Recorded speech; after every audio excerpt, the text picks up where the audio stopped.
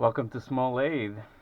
2022 has ended, 2023 is on its way, and I thought of making a really short video just to tell you guys basically three things because we were taught in the army that everything is divided to three, regardless of the number. First thing, hope you guys are doing well.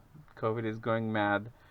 I was I was sick myself, and this sort of affected me for quite a long time. I was like no energy whatsoever. I was sitting here by the lathe and just lacked energy to do anything, practically speaking.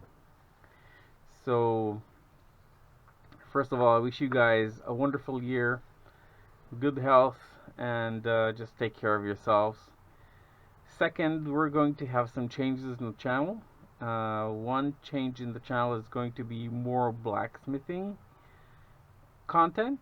I'm trying to learn this. It's really interesting. Sometimes it's frustrating, but it's really interesting. And I wanted to find something that I could do both blacksmithing and machining, except for the regular content, which I will continue on slug making, projects for the Unimat, tools for the Unimat, and so on. And the idea is this. This is the first project I did on the Unimat. This is basically a cannon. It's a 5mm bore because I have 5mm ball bearings.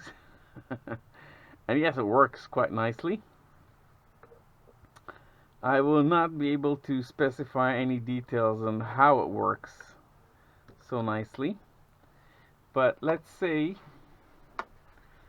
that this has some sort of relation to the fact that it's a working cannon. Okay? That being said, I want to be able to do more interesting stuff. So I thought of an interesting goal that will combine both machining and blacksmithing. So the goal is very simple. Making historically accurate ancient Chinese firearms. And again, this is not the US. You can't just buy black powder. So don't just start screaming, oh, wonderful black powder content. No black powder.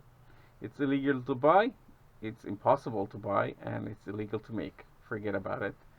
That's why we're going to test each and every item we make just once using this magic ingredient. Okay? Also, we'll have to comply with the law. The local law in Israel says you cannot make a firearm. It's totally illegal.